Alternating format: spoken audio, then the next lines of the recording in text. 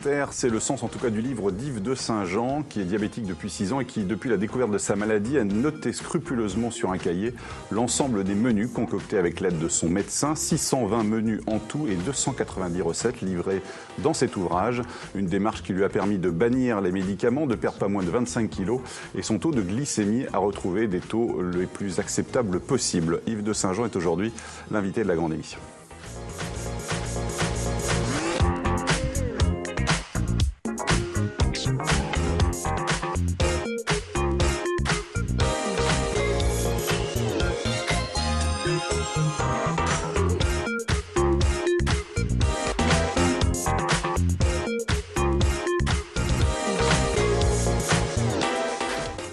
Bonjour à tous, ravi de vous retrouver sur le plateau de la grande émission pour cette nouvelle semaine. Et en ce mardi, nos chroniqueurs habituels, David Roturo, Adèle Fugère et aussi Jackie Goumboun de la Cicadelle. Bonjour. Bonjour Stéphane. Ça va bien? Bonjour, très bien. Bon, très bien. David, aujourd'hui, vous avez trouvé quel Vendéen? Un Vendéen exilé à Paris. Exactement, Clément Lanoux, un enfant de Pouzauges qui rêvait de faire carrière à Paris et qui a bien réussi son coup. Humoriste et animateur radio. Très bien. On découvre son portrait, vous l'avez contacté. Par vidéo interposée. Par vidéo, oui, on l'entendra et on le verra tout à l'heure. Adèle. On va prendre soin de soi. Ah, très oui, bien. Grâce à deux applications. Une application pour arrêter de fumer, qui s'appelle J'arrête de fumer avec Michel Simez, on dira pourquoi tout à l'heure. Et puis une application gratuite qui va vous permettre de gagner du temps avec votre pharmacien et de l'avoir tout le temps dans la poche. Très bien. Voilà. Jackie, vous avez fait un peu le fainéant aujourd'hui. Oui, voilà, je reviens sur un sujet qu'on a déjà abordé il y a de cela quelques jours, quelques semaines. Donc il s'agit bien évidemment de la moule. Mais on verra qu'il y a comme beaucoup de choses intéressantes, donc on reviendra sur les relations. Vous n'en avez pas dit assez en fait. Ouais, non, ça. j'en ai pas dit assez. Il y a d'autres relations avec certains amis. Adèle était demandeuse. Allez, prends ça. Yves de Saint-Jean, bonjour. Bonjour. Merci d'être notre invité aujourd'hui.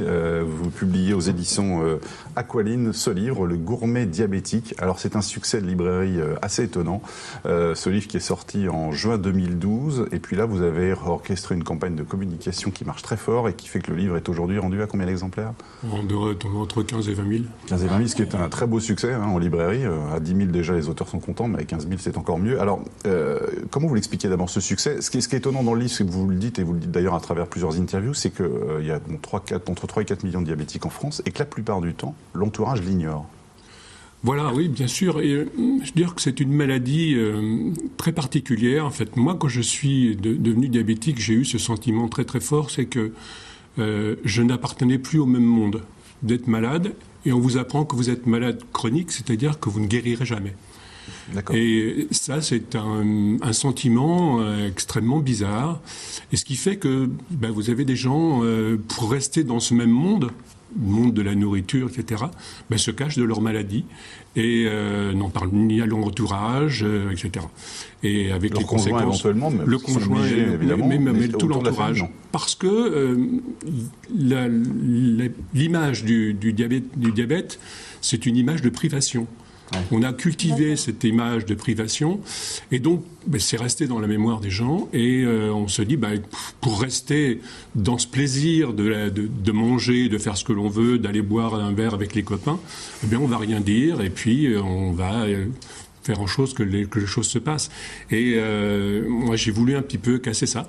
Et vous n'avez pas fait ce choix-là quand vous avez appris la maladie. Vous avez dit, d'ailleurs, je n'ai pas voulu me mentir à moi-même. Exactement. Et j'ai dit, voilà, je vais communiquer tout de suite sur ma maladie, en parler, aller chez des amis, dire, voilà, écoutez, je suis diabétique.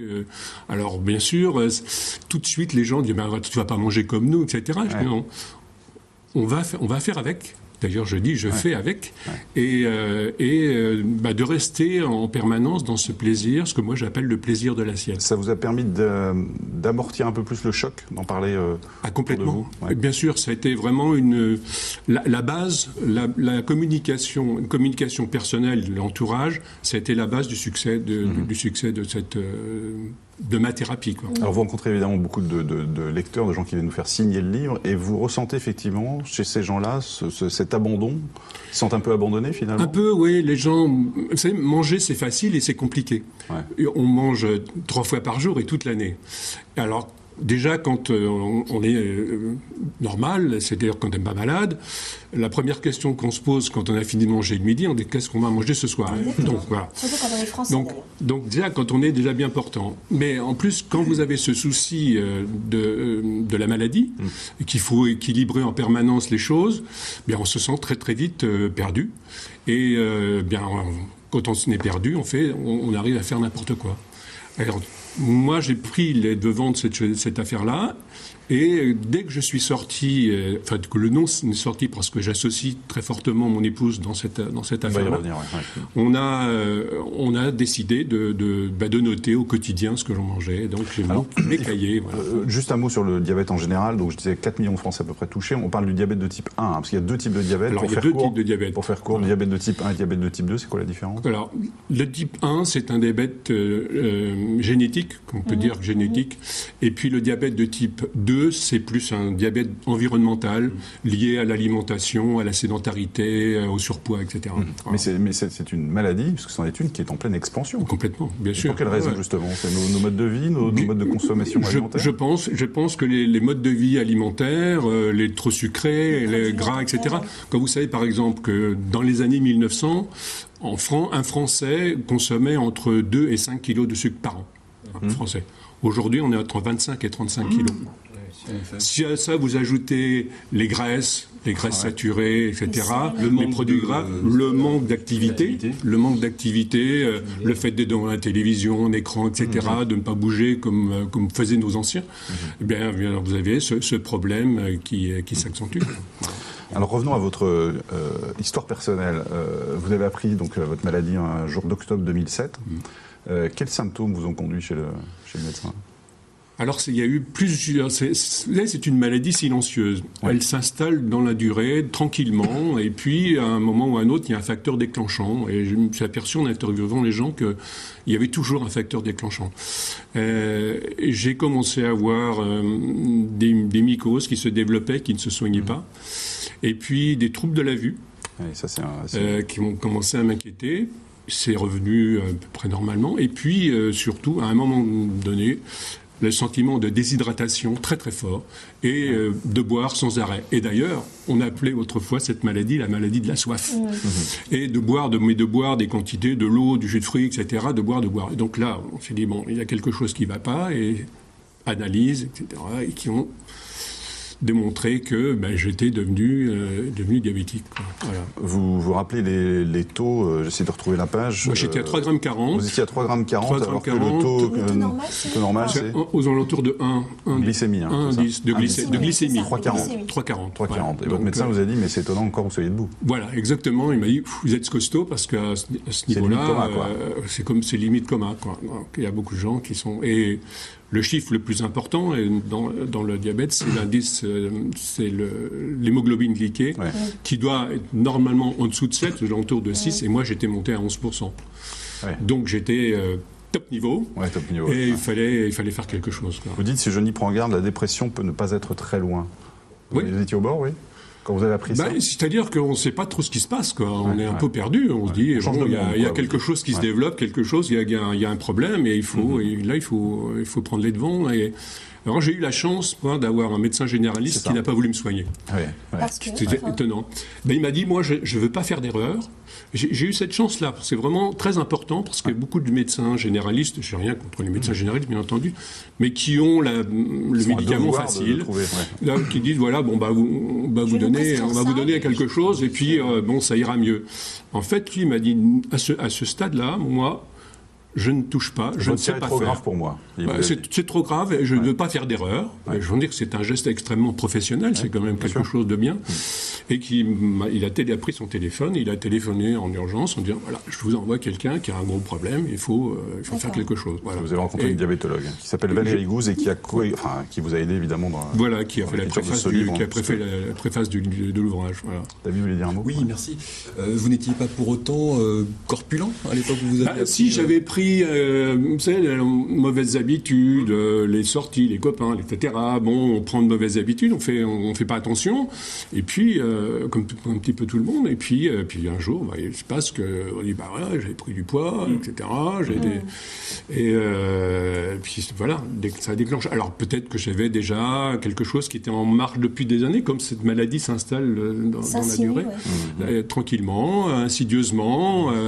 Alors on vous envoie des trucs, vous savez, faites des analyses pour... on vous dit, bon, on verra ça demain. À un âge, on a des courriers comme ça qui arrivent. Faire attention, donc on dit, faites attention, allez-y, ouais, bon, on verra ça demain. Et puis le jour où ça vous arrive, on a le nez dedans. On verra comment l'équilibre alimentaire que vous avez trouvé, effectivement, vous a permis alors pas de faire disparaître la maladie, puisqu'une fois qu'on l'a, on l'a pour la vie, mais en tout cas de retrouver des taux très acceptables. La nature maintenant avec Jackie.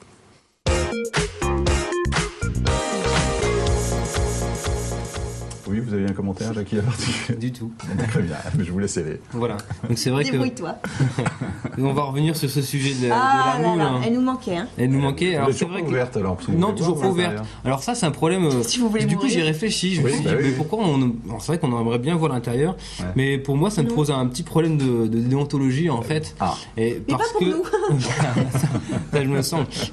Mais c'est vrai qu'il n'y en a pas quand même non plus énormément, et c'est vrai que je me dis, cette poule, elle est plus vieille que moi. Donc respectons-la un petit peu.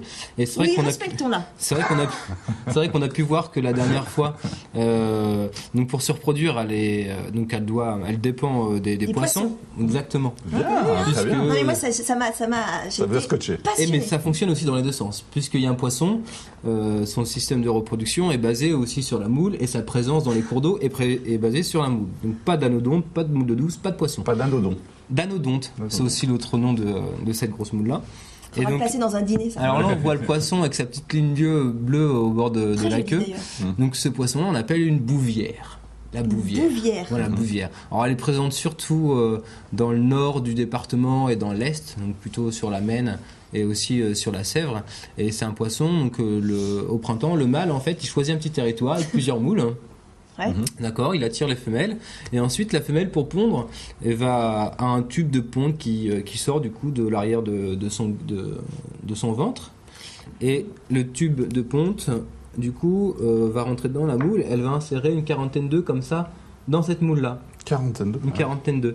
Et donc le mâle, on met sa semence. Normalement, la semence du mâle est aspirée du coup par le filtre de la moule, le tuyau d'aspiration de la moule, d'accord, pour filtrer l'eau, et ensuite il passe sur une autre moule.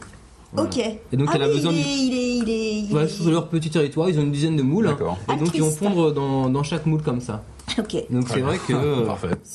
Moi je trouve ça assez magique, les choses comme ça, les animaux qui ont besoin d'autres animaux pour survivre. Et c'est aussi le cas de nous, parce que c'est vrai que dans le corps on a des bactéries, des choses comme ça. C'est donc vrai. il faut aussi s'en souvenir de temps en temps. Voilà. D'accord. Très bien, c'est tout. C'est tout pour l'instant. La suite tout à l'heure. C'est déjà pas mal. Très bien. Le portrait du jour aujourd'hui avec David.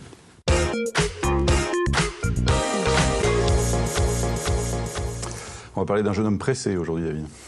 Très pressé, vous allez voir que l'interview s'est faite depuis son smartphone. Je pense que la qualité de l'interview de la semaine dernière était meilleure alors qu'elle venait du Kenya que celle-ci. Parce qu'il était où quand il vous a parlé? Clément, il est toujours super à la bourre et tout ça, donc super speed, et donc vous allez voir, il a répondu à mes questions depuis un taxi parisien. Voilà. C'est pas mal. Ça. Mais Clément Lanoux, qui est un humoriste originaire de Pouzauges. Oui. Et qui fait quoi aujourd'hui? Alors, Clément, il est avant tout animateur radio. Il est sur une radio parisienne, FG Radio. Et puis, vous allez voir qu'il est aussi humoriste, donc il fait aussi du one-man show. Mais c'est un animateur radio qui est vraiment passé par une formation. Il a suivi une école parisienne, le studio École de France. Donc, c'est vraiment depuis tout petit qu'il rêvait d'animer des émissions à la radio. Et il s'est vraiment donné les moyens de ça. Donc, il anime une tranche matinale. Et puis, ensuite, un peu plus tard dans la journée, il fait des interviews depuis des lieux un petit peu branchés de la capitale. Voilà, on le voit là avec Audrey Pulvar. Donc c'est vraiment quelqu'un qui est très occupé dans ses journées, voilà. Il a déjà travaillé dans d'autres matinales radio. Oui, exactement. Alors différents postes, si vous voulez, pas forcément au micro. Il a commencé. Il écrivait. Il écrivait notamment pour Nagui sur Europe 1. Ah ouais. Oui, il a travaillé avec Bruno Robles sur RFM. Il avait pris la suite de Coé à l'époque, sur la matinale. Donc c'est vraiment quelqu'un qui très très tôt a accédé à ce milieu. Quoi, voilà. Et puis depuis quelques années, depuis 2-3 ans, c'est aussi un humoriste. Il en est à son 2e spectacle. Celui-ci s'appelle Cours d'amour et c'est très particulier parce que c'est un spectacle qui est interdit aux hommes. Il est vraiment réservé aux femmes. C'est vachement bien. Et les producteurs de l'époque lui ont dit mais vous êtes complètement fou vu la crise du théâtre et tout ça, vous allez vous rétamer complètement. Sauf que les femmes, quand elles vont au spectacle, elles invitent des copines. Oui. Bah oui, Elles partent à 5 ou 6 filles. Et là, on le voit lors de son passage au mois d'août sur le festival des Sables d'Olonne. Le Souffleur d'Arundel, exactement, créé par Renaud Loiseau. Et Renaud l'a vraiment lancé. C'est lui qui lui a dit il y a quelques années, au lieu de reprendre des sketchs de gens connus, écris donc et fais ton propre théâtre, si on peut dire. Il a un parrain sur ce spectacle en plus. Et son parrain, c'est Bob Sinclair. Ouais. Ah oui, le DJ. Voilà. Le DJ, voilà. Donc là, on va entendre Clément qui nous parle de son passage en août dernier au Sables d'Olonne. Super souvenir, c'est-à-dire que jouer là-bas, c'est un bonheur. Déjà, le cadre, il est dingue avec le château, avec la lumière. Et puis, n'importe quel artiste serait super content. On a eu du monde, il a fait super beau. Et puis moi, à titre personnel, c'est juste là où j'avais joué pour la première fois il y a quelques années. Donc revenir avec ce nouveau spectacle là-bas, on s'est quand même bien marré. Et toute l'équipe du Souffleur s'est vraiment éclatée. C'est-à-dire que même la régie, même la technique était en dehors du château. Ils avaient mis une structure pour virer la régie. C'est-à-dire qu'il y avait que des femmes dans l'enceinte du château. Et nous sur scène, donc c'était un bonheur. Je pense que les femmes ont bien apprécié. Ouais, effectivement, les conditions, c'est particulier. Et encore, ça fait partie des meilleures images. Et Clément nous explique qu'il est sur plusieurs projets, en écriture avec Adeline Blondiot, ex-Madame Hallyday. Et puis, le spectacle Cours d'amour, dont je vous le disais, on prévoyait peu de succès vu les conditions que Clément imposait, connaît beaucoup de succès, et il envisage de monter sur les planches de l'Olympia l'an prochain. Et c'est ce que Clément nous explique là. Gros projet avance. On a vu en plus par hasard Bob Sinclair hier qui nous a dit qu'il était qui ferait partie de l'aventure, en tout cas qui était chaud pour faire des vidéos, donc le parrain. Donc ça c'est cool. Et on a tout. Maintenant on se dit est-ce qu'on y va ou on n'y va pas. L'Olympia est ok. Nous on est en réflexion. Est-ce qu'on tente ou pas, parce qu'il faut quand même remplir. Hein, donc je suis pas Garou, je suis pas Johnny Hallyday. Donc on verra. Ça fera un peu le pari ou pas. Et ce que je voudrais dire, c'est que je pense que ça sent Clément a beaucoup de recul. C'est-à-dire que c'est quelqu'un qui se surprend toujours à évoluer dans ce milieu.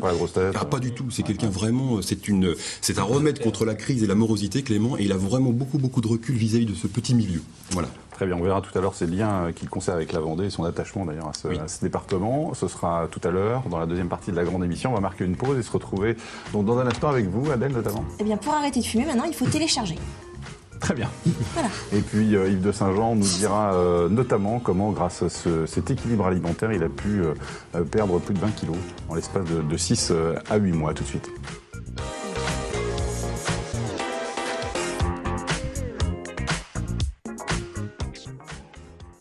TV Vendée. Passez plus de temps devant la Vendée. De retour sur le plateau de la grande émission avec notre invité aujourd'hui, Yves de Saint-Jean, l'auteur de ce livre, Le Gourmet Diabétique, 620 recettes et 627 menus, et 209 recettes pour garder la ligne, mais surtout pour garder le plaisir dans l'assiette malgré cette maladie. À quel point votre rencontre avec votre diabétologue, donc Valérie Gousse, qui est coécrit le livre avec vous, a-t-elle été déterminante ? Ça m'a permis de comprendre. D'abord, il y a eu un dialogue très important, très franc. D'abord comprendre, savoir ce qui se passe, pour qui, pourquoi, comment est-ce que c'est arrivé, et de dire voilà quelles sont les solutions à ce champ. Moi, je suis allé un petit peu avec la fleur au fusil, en disant voilà, bon, vous allez me donner quelque chose, un médicament, et puis ça ira mieux, etc. Elle m'a dit non, c'est pas comme ça que ça se passe. Vous êtes diabétique, c'est terminé. Maintenant, c'est diabétique un jour, c'est diabétique pour toujours. Donc là, c'est le choc, quoi. C'est le truc qui vous tombe sur la tête. Vous dites malade. Et moi, pendant des semaines, je me réveillais le matin en disant t'es malade. T'es malade, tu guériras pas. Tu es malade, tu guériras pas. Et donc, il fallait sortir de ça. Donc, elle a bien expliqué que il fallait aussi fallait pas non plus paniquer par rapport à ça. Il fallait prendre les choses en main. D'où la communication immédiate par rapport à la maladie, pour sortir de ce truc-là. Mais l'explication, il fallait une explication en profondeur, de comprendre vraiment la maladie, quelles pouvaient être les conséquences, etc. Et comment on pouvait sortir de ça. Est-ce qu'elle vous dit en résumé, c'est médicaments ou équilibre alimentaire? Alors voilà, donc elle me dit, voilà, il y a 2 solutions. Dans votre cas, on peut essayer... Est-ce que vous pouvez devenir raisonnable? Est-ce que vous pouvez vous recaler dans une alimentation? Si vous ne pouvez pas, à ce moment-là, on passera par autre chose. Et donc, avec mon épouse, on s'est dit non, on prend cette solution-là. Et donc, on est sorti de son cabinet avec 2 feuilles, photocopies, avec la liste des aliments. Bien, pas bien. Est-ce que vous imaginez à ce moment-là que ce régime, ça pouvait porter ce nom-là dans votre esprit à ce moment-là, du diabétique pouvait être restrictif et affamant en même temps? Alors, elle nous avait expliqué que non, on pouvait carrément rester dans ce plaisir il fallait le construire. Il fallait que ce soit un minimum construit, qu'il fallait que ce soit un minimum organisé. Et que c'était une condition, parce qu'elle dit d'ailleurs dans le livre, aucun traitement ne peut prétendre avoir une efficacité optimale sans l'appoint de l'hygiène de vie, très important, alors qu'un diabète peut être parfaitement équilibré, même en l'absence de traitement, grâce à un régime alimentaire adapté et de bonnes habitudes de vie. Exactement. Donc ça vous a un peu rassuré quand elle vous a dit ça? Oui, je me suis dit, on va prendre cette solution-là, on va partir dans cette direction-là, et puis il va falloir se débrouiller avec ça, parce qu'on repart avec ces feuilles en disant, voilà, mais après, il faut le bâtir, quoi. Donc, la solution, c'est quoi? Comment est-ce qu'on bâtit cet équilibre alimentaire-là? On arrive à la maison, il faut manger tous les jours, toute l'année, etc. Et ça veut dire que votre femme, dans ce cas-là, mon épouse, il se colle finalement à cet équilibre-là. Il faut que ça colle. Parce que moi, j'ai rencontré des exemples où des épouses ont dit, mon mari est malade, mais il se débrouille avec son truc, quoi. Donc, il faut qu'il y ait une complicité dès le départ dans cette affaire-là. Et donc, moi, j'ai dit, écoute, voilà, on va prendre un cahier d'écolier, et puis on va commencer à noter. Voilà. Donc, le cahier d'écolier, il est là, j'en ai depuis... Ah oui, montrez-nous ça. Depuis 6 ans, quotidiennement, je note. Ah oui, je confirme. Voilà. Donc, et pourquoi noter? Alors, au début, parce qu'on ne sait pas comment... Pourquoi c'est important de noter? On ne sait pas comment construire l'équilibre alimentaire. On est à des aliments que l'on peut consommer normalement, et puis d'autres auxquels il faut faire attention. Et puis un équilibre alimentaire, ça se construit. Il y a les légumes verts, les féculents, les laitages, etc., qui doivent être associés d'une certaine manière. Et donc, en notant sur ce cahier-là, et comme j'avais des rendez-vous relativement rapprochés au départ pour voir un petit peu comment évoluer les choses, on venait avec notre cahier, on disait voilà, on a fait ça. D'accord.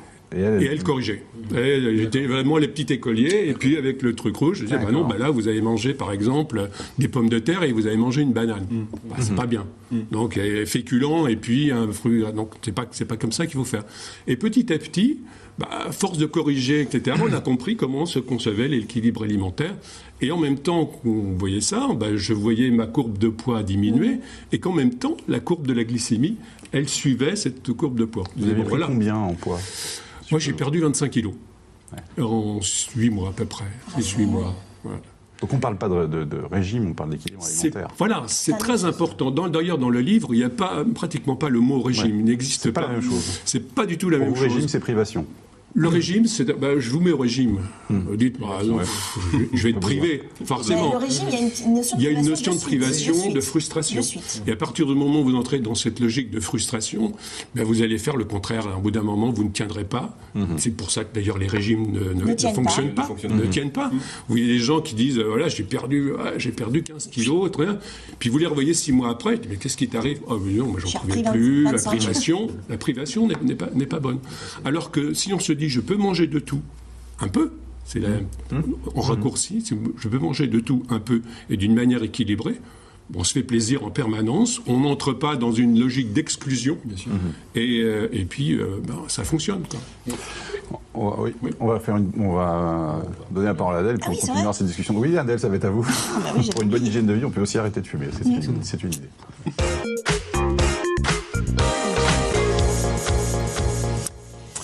Alors, quand j'ai trouvé cette application qui s'appelle J'arrête de fumer avec Michel Simès, qui est l'animateur du magazine de la santé sur France 5, j'ai tout de suite pensé à un livre qui a été écrit en 99 par Jean-Louis Fournier, qui était l'acolyte de Pierre Desproges, et qu'il avait intitulé « À ma dernière cigarette ». Et en fait, dans ce livre-là, c'était très drôle parce que c'est un fumeur, et il déculpabilisait un petit peu les fumeurs, justement, et il s'attaquait aux publicités anti-tabac, etc. Et bien, cette application, c'est un peu la même chose, c'est-à-dire arrêter de fumer, ou du moins réduire sa consommation de tabac, mais sans culpabiliser vraiment en disant c'est pas bien ce que tu fais, sans culpabiliser le fumeur en tant que tel.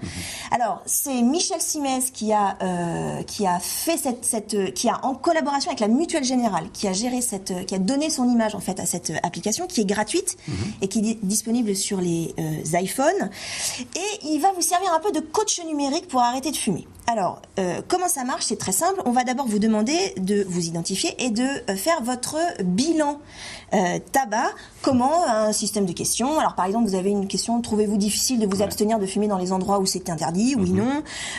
Fumez-vous quand même quand vous êtes malade et que vous devez rester au lit presque toute la journée? Oui, non.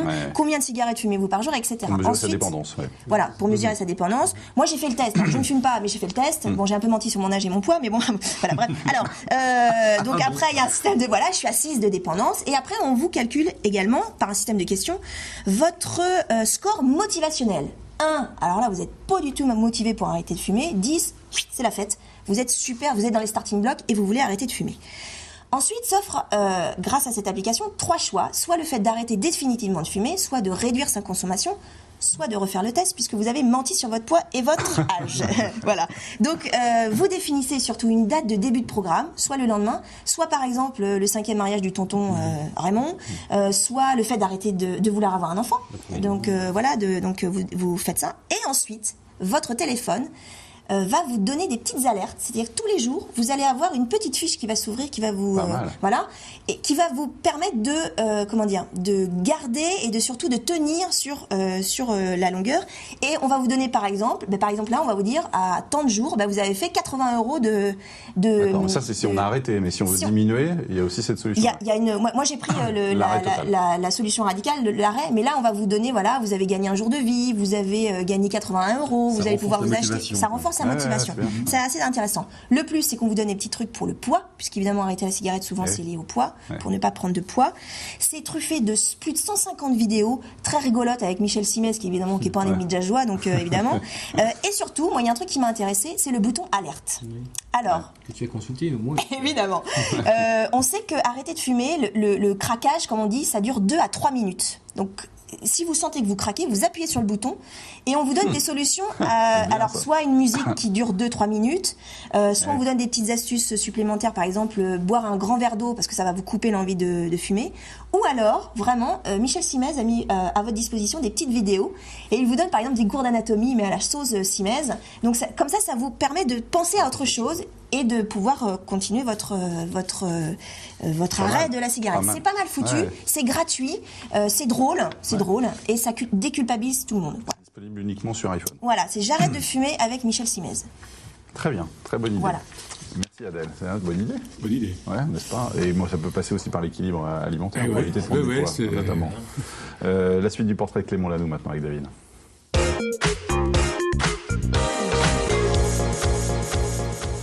Bon, un Vendéen est fier de l'être. Très fier de l'être, Clément. Il fait partie de cette génération qui revendique complètement, sans complexe, d'avoir grandi en Vendée, d'être vendéen, à tel point qu'il trouve vraiment dommage, Clément, de ne pas être né à Pouzauges, mais d'être né à Cholet. Voilà. Ah bah oui, c'est pas la même chose. Ah oui, non, mais ça, pareil. Voilà.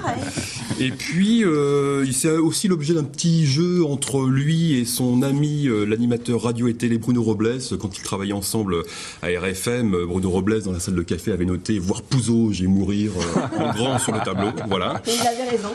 Et puis ce que je tiens à souligner, c'est assez particulier, c'est que Clément fait partie de ces enfants qui sont passés par le collège de Pouzauges, le collège Saint-Exupéry. Et puis dans ce collège, il y avait des classes européennes. C'était un collège assez pilote, assez pionnier dans les années 80-90. Et donc le petit Clément Lanoux a bénéficié vraiment d'ateliers radio, de cours de théâtre, de stages, et vraiment très tôt, ça lui a donné vraiment. C'était décisif, quoi. C'était décisif. Il a senti qu'il y avait pour lui là un moyen d'expression à travers la radio et le théâtre. Clément nous dit quel élève il était. J'étais un cancre gentil, moi. Je faisais je bossais jamais, je ne faisais rien, mais comme j'étais sympa, ça passait. C'est-à-dire que je faisais des vannes, mais je me moquais plus de moi que des autres, donc ça faisait marrer aussi les profs. Je crois que je suis le seul mec qui, en terminale, une semaine du bac, plutôt que de réviser, j'étais invité au repas entre profs. Donc voilà, non, je me marrais bien, quoi. C'est bon, ça. Il est resté en contact avec les professeurs, il les voit de temps à autre quand il revient régulièrement à Pouzauges, en fait. Hein. Ah, c'est bon, ça. Voilà. Et quand on lui demande à propos de son enfance, quels sont les lieux de son enfance, les saveurs liées à l'enfance, les parfums, il répond pour le lieu que c'est le parking de Super U. Alors on connaissait encore quelquefois des ados qui traînent en scooter et tout devant les grandes surfaces. Ben, c'était déjà le cas pour lui dans les années 90. Il traînait du côté du U, de Pouzauges. Et pour lui, c'était un petit peu le mythique de l'époque. C'est là où on faisait des rencontres, on était entre copains et on découvrait aussi un petit peu les copines. C'était très romantique, comme vous disiez, Stéphane. Et puis, la saveur liée à l'enfance, ça va peut-être vous parler, hein, c'est celle pour lui du riz au lait de sa grand-mère. Ma grand-mère. Ouais. Voilà, il dit, moi, je ne cuisine pas, puis j'ai pas non plus 3 heures de mon temps à faire du riz au lait, mais je me souviens de ce riz au lait qui n'en finissait pas de cuire et de recuire dans les marmites de ma grand-mère. Il dit, promis juré, un jour j'en ferai moi-même. Et puis, pour ce qui est du parfum qui est lié à son enfance, Clément pense aussitôt au parfum des pins maritimes quand il venait comme ça en vacances à la Faute-sur-Mer. Parce qu'à Pouzauges, il n'y a pas trop de pain. Non, il n'y a pas de pain à Pouzauges, sauf au Super U, on peut trouver du pain. Il reste en contact avec des Vendéens quand même à Paris. Oui, ouais. il a rencontré il y a peu de temps le cercle des Vendéens de Paris. Ah oui. Et puis il les voit de temps à autre.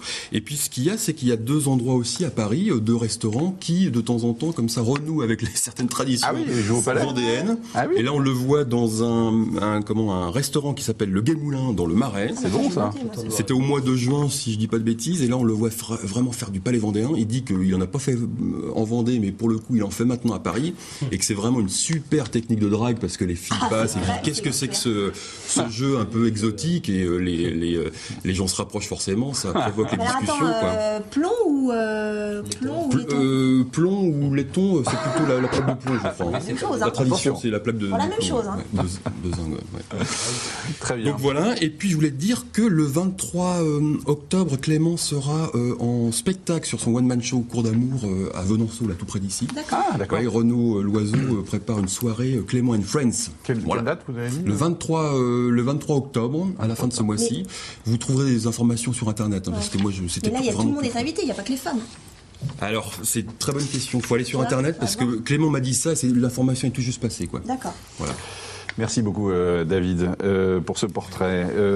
Donc en fait finalement on peut dire que la nourriture ça n'est pas un problème mais un allié dans le contrôle de la maladie. Complètement, oui, bien sûr. On peut manger de tout, mais d'une manière raisonnable et raisonnée. Il faut pas entrer dans cette logique de privation. Il faut savoir simplement un petit peu composer ses repas. Eh bien, on verra tout à l'heure ce qu'on peut manger ou ne pas manger justement dans les différents apports que vous recommandez dans ce livre, notamment le sucre. C'est assez intéressant, mais on verra que le sucre n'est pas forcément le pire ennemi. On va marquer une pause justement et se retrouver dans un instant. Pas de titre du journal, puisque désormais les titres du journal vous les retrouverez à l'issue de la grande émission tout à l'heure à 18h50. On va se retrouver avec vous, notamment Jackie. Oui, tout à fait. Et sachez que la moule n'est... Sachez que la moule n'est pas comme ici, mais que certains animaux, notamment de gros rongeurs dans les cours d'eau, peuvent s'y adonner. Aiment ça, voilà. Tout à fait. Et on verra donc comment vivre diabétique et rester gourmet. À tout de suite.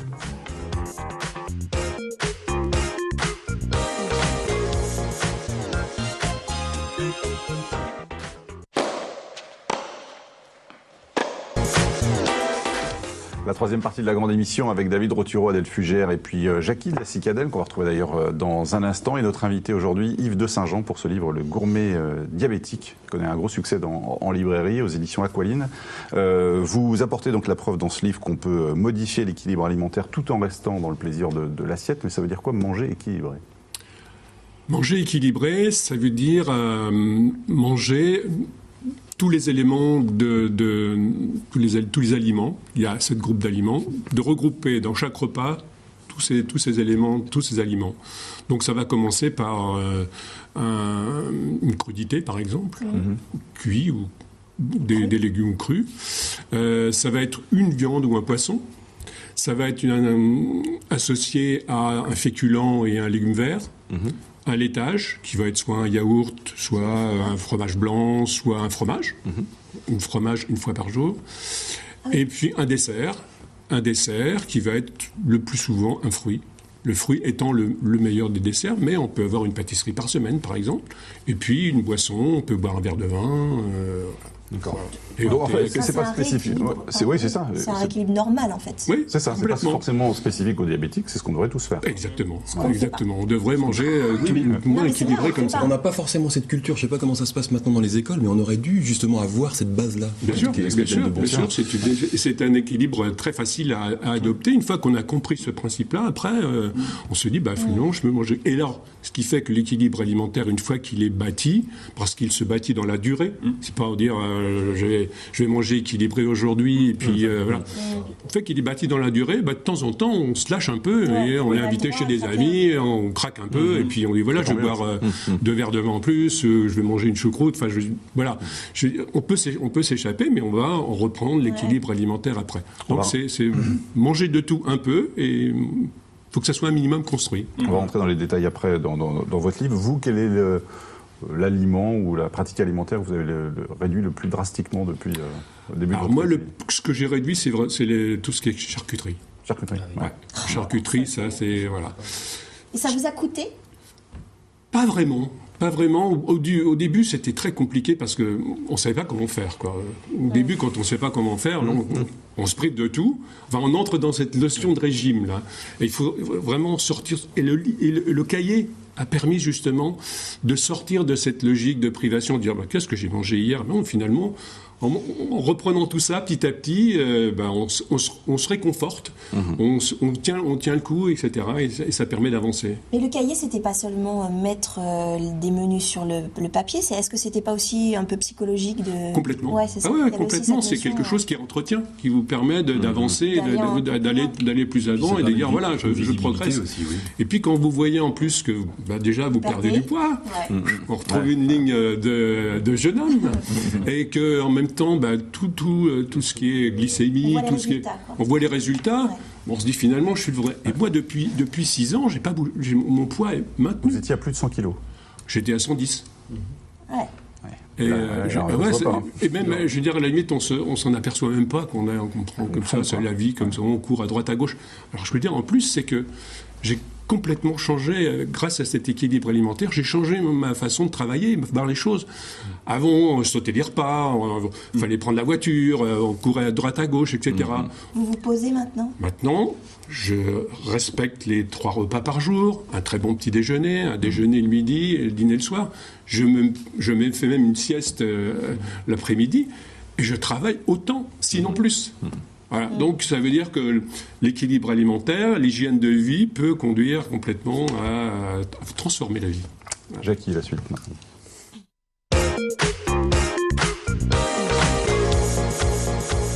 C'est un squelette de crâne de moule que vous avez...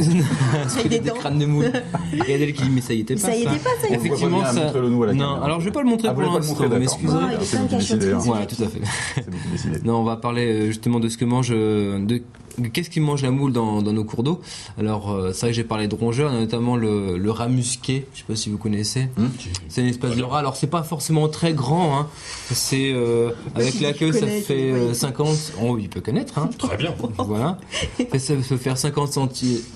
50, je pensais alors, quelque attends, 50 cm de long. 50 cm de long. Ouais. Et c'est vrai qu'il c'est un Ah, animal. Jackie, vous êtes mal parti. Ah, je suis mal parti, Ah, surtout oui, que. oui. Et tout seul, tu te Et tout débrouilles, seul. tu te On vous débrouilles, laisse les rames. t'auras pas Alors, de copain. le rat musqué peut consommer La barque la moule. Ouais. Et dans ce cas-là, on peut voir des tas de coquilles vides au bord de l'eau.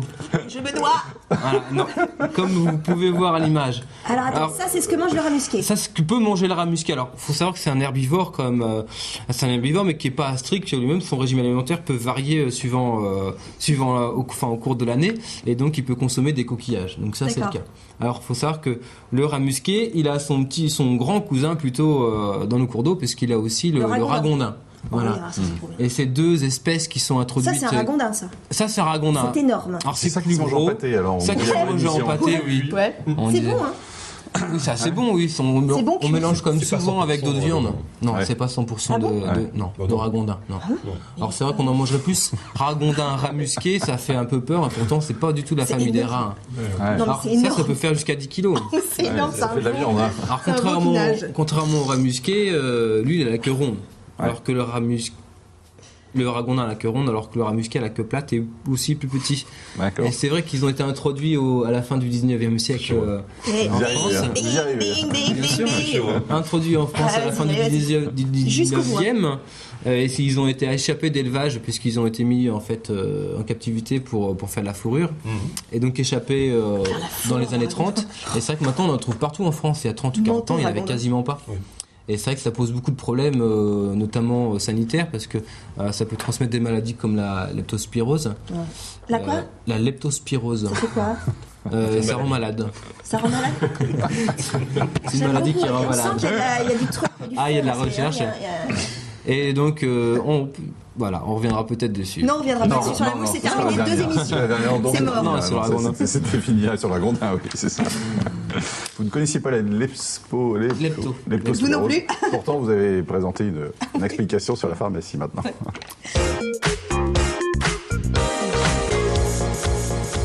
Vous pouvez ranger les rames maintenant, Adèle. La transition est difficile. Alors, je ne sais pas s'il y a des hypochondriaques ici. Oui. Ah oui, il y en a un là. Il y en a un sur la chaise rouge. Et pour les hypochondriaques, justement, l'idéal, ce serait d'avoir son médecin et son pharmacien dans chaque poche. On est d'accord? Eh bien là, je vous ai trouvé pas le médecin, mais je vous ai trouvé le pharmacien, grâce à une application qui s'appelle Ma Pharmacie, qui est gratuite, qui est disponible sur tous les supports, téléphones, etc., qui vous permet de rester en relation quasi permanente avec votre pharmacien. Alors, comment ça... Pourquoi vous rigolez? Il n'y a rien à voir avec les moules. Enfin bon, bref. Alors, comment ça marche? C'est très simple. Vous souhaitez trouver une pharmacie près de chez vous. Alors, vous avez évidemment la fonction GPS. Vous pouvez aussi trouver une pharmacie en rentrant un code postal, en rentrant une commune, etc. Donc ça, c'est le standard du standard. Je vous ai trouvé, par exemple, la pharmacie d'Orkel, 11 rue du Maréchal Foch, à La Roche-sur-Yon. Et pour chaque pharmacie, vous avez également les horaires d'ouverture, voire un petit topo sur les services en plus que peut donner la pharmacie. Pharmacie de garde, c'est indiqué aussi. Pharmacie de garde, c'est indiqué aussi. Alors, ce qui est intéressant aussi, c'est surtout cette fonctionnalité m'a intéressé, surtout quand vous êtes en vacances et que vous ne connaissez pas les lieux et que votre petit dernier a balancé le seau à la tronche de votre aîné, qu'elle a un hématome comme as et qu'il vous faut récupérer l'arnica et la camisole de force pour votre petit dernier. Je plaisante, une simple muselière suffira. Voilà. Alors, non, mais ça peut être, on déconne, mais ça peut être très utile. Ça peut être très utile quand vous êtes en vacances parce que vous ne connaissez pas les lieux. Le deuxième truc, alors vous allez me dire, Stéphane, je connais votre côté sceptique, vous allez me dire, ouais, bon. Au top, hein. Tout le monde a ça. Eh bien non, je vous ai trouvé un truc vachement intéressant avec cette petite application. Admettons que Jérôme, rien à voir avec Jérôme Aubineau, mais Jérôme est chez son médecin parce qu'il a une petite bronchite. Eh bien, le médecin lui fait sa petite ordonnance, il lui donne l'ordonnance.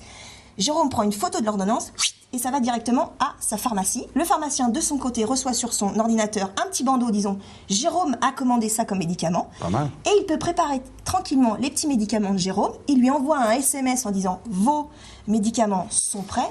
Dans ce cas-là, Jérôme gagne du temps parce qu'il n'a pas à attendre à la pharmacie. Et deuxièmement, le pharmacien gagne du temps aussi parce qu'il n'a pas la pression de la personne qui attend à l'accueil, vous savez, de récupérer. Ça marche avec toutes les pharmacies? Ça marche pas avec toutes. Il faut voir si ça marche avec votre pharmacie. C'est indiqué sur l'application?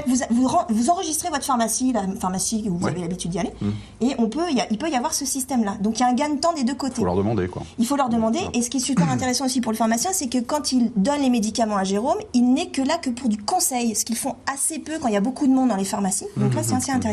Et troisièmement, vous avez un système d'alerte, c'est-à-dire que vous pouvez, selon la posologie que vous avez, faire un système d'alerte, ce qui fait que vous allez pouvoir enregistrer des alertes pour que vous puissiez prendre. Il y a certains médicaments que vous prenez à 8h, il faut les prendre à 8h30 par exemple.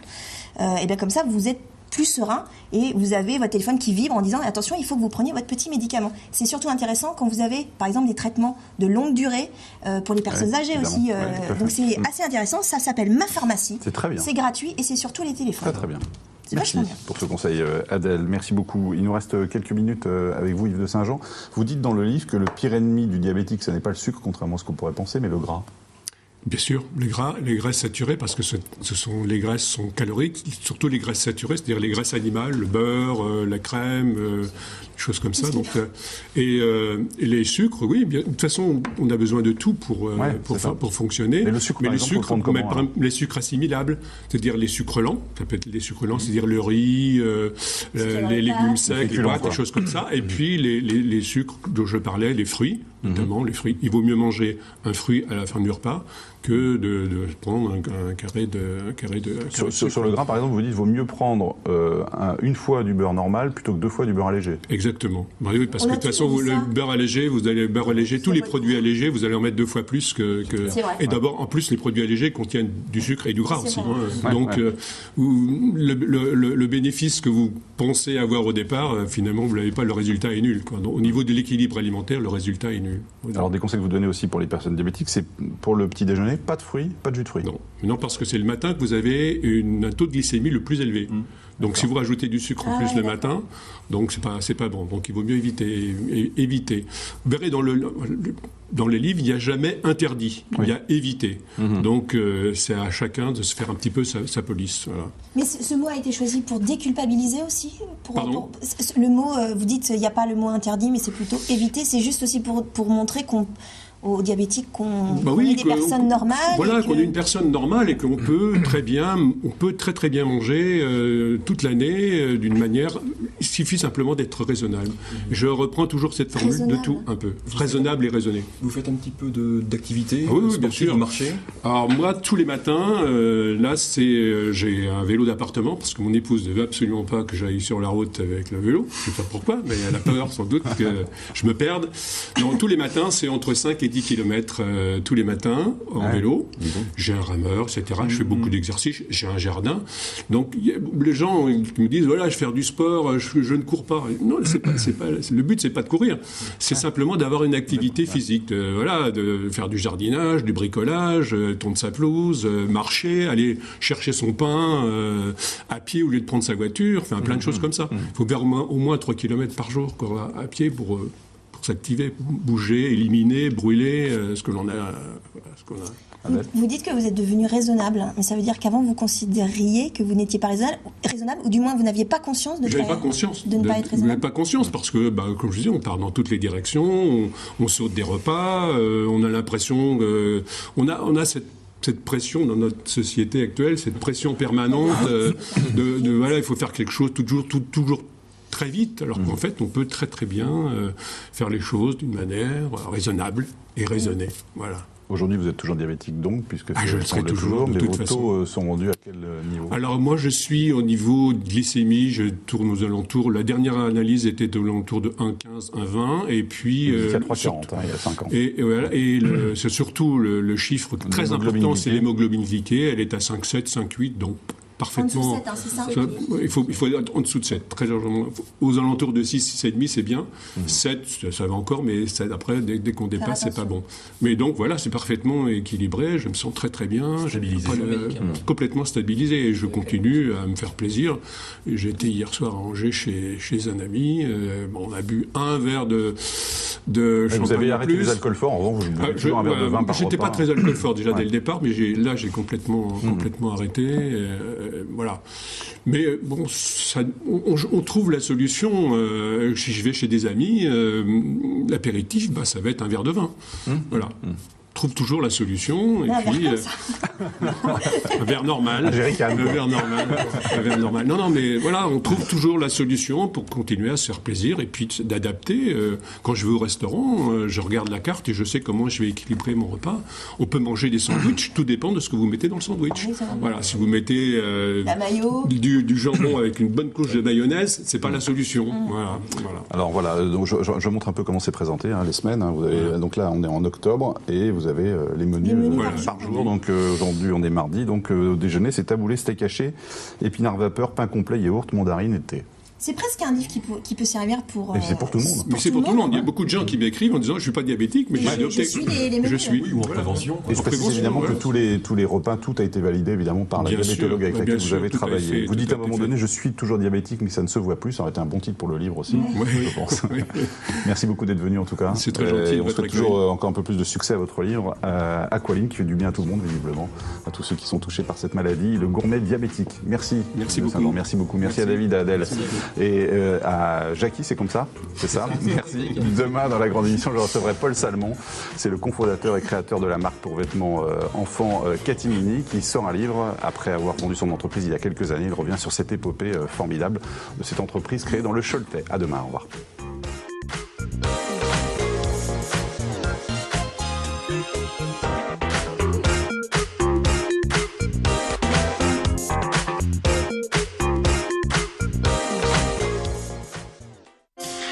TV Vendée. Passer plus de temps Devant la Vendée.